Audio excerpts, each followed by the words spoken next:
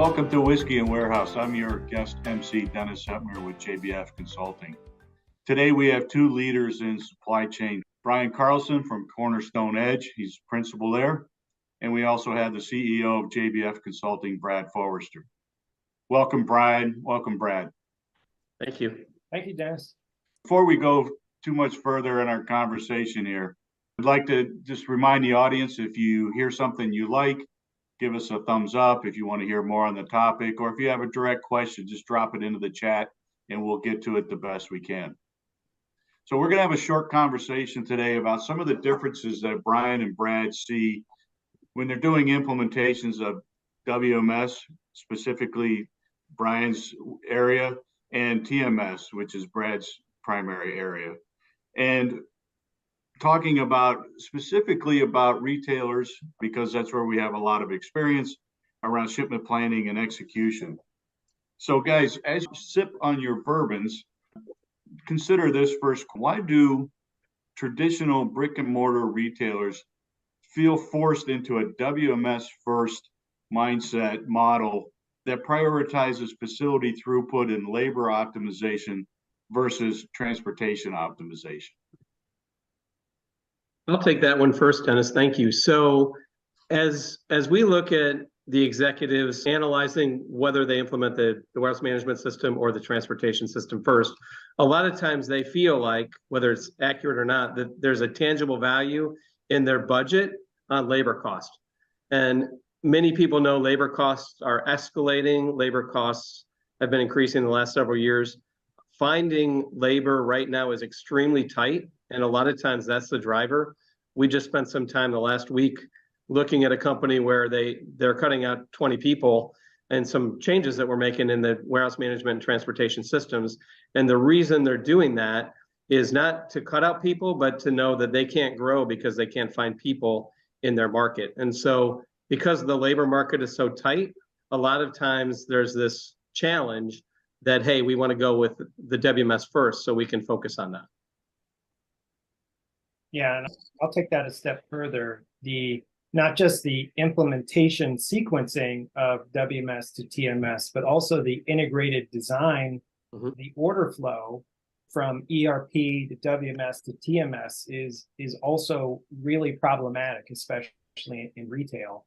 And to Brian's point about labor savings and labor optimization, on the transportation side, we also have goals and objectives to hit from a freight cost reduction. You know, our clients want to implement a TMS to save money on freight spend, which is, in the past 3 years has been a very volatile kind of market from a pricing perspective. No different than labor, but they're not necessarily correlated. And designing a system that flows from ERP to WMS to TMS is always going to prioritize labor first as opposed to freight spend. And these things aren't easy to change, right? So it's very difficult to change it from an ERP, TMS, to WMS. But we don't see that happening a lot in retail.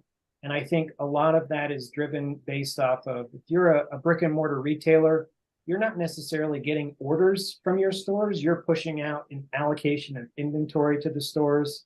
And that's where I think historically we've seen ERP pushing allocation down to the WMS. They wave plan it, they pick it, they execute, and then they send back whatever was actually shipped to the TMS. What our constituents on the logistics side don't necessarily realize at the time when they're investing in the TMS is that neuters a lot of the return on investment that you could possibly get from freight cost reduction through optimization and consolidation of orders. Well, and a lot of that challenge, and I think that's a good word, the neutering of the savings, the excuse that the warehouse management system and that project team focuses on is, how are we going to handle parcel? How are we going to handle the freight charges for that? If you're dealing with parcel shipments, you really don't know the exact dimensions and weight of each box that's cartonized. You really don't have a complete understanding of how many boxes are being shipped. And so the excuse is you really can't do transportation planning on the parcel side because you really don't have all the information. And there's certainly a value in looking at it from other standpoints, but that's the reason why a lot of times the warehouse management system goes first, is we have all the information at shipment time as the product goes out the door. So let's dig into that a little deeper there, Brad, and Brian. That we traditionally see parcel execution in WMS versus the TMS, but is there a kind of a happy medium? Brad kind of made his case for shippers that want to focus on freight savings because traditionally transportation is a bigger spend, more opportunity for savings, but you can see tangible savings sooner in the WMS. Is there a common ground there that kind of each camp can meet in the middle on? Yeah, I think there can be, but it requires some design thinking and it requires some investment, because I agree with Brian. I mean, parcel execution specifically, especially for retail, has been historically a WMS function. And 25 years ago, transportation systems didn't have parcel really capabilities. But I think what we've all seen and experienced in the past several years has been an explosion of e-commerce, even from traditional consumer product companies that are shipping direct to consumer. Parcel is important. Parcel freight spends are increasing dramatically. And we're seeing a lot of desire and goal setting from our clients on the transportation side to control costs. Let's pick better mode selection. Let's consolidate where we can. Instead of shipping a parcel 5 zones from Boston to Los Angeles, let's ship it 1 zone from Los Angeles to Los Angeles in a zone skip to save money. And I think what retailers are going to be challenged with, and other firms with the WMS first model, is how do we integrate a system that can capture some percentage of savings potential on the transportation side through like an aggregated volume of here's the replenishment amounts. Let's see what we can consolidate in the transportation plan first before we do a wave plan in the WMS and we get down to labeling an actual carton with a specific dimension.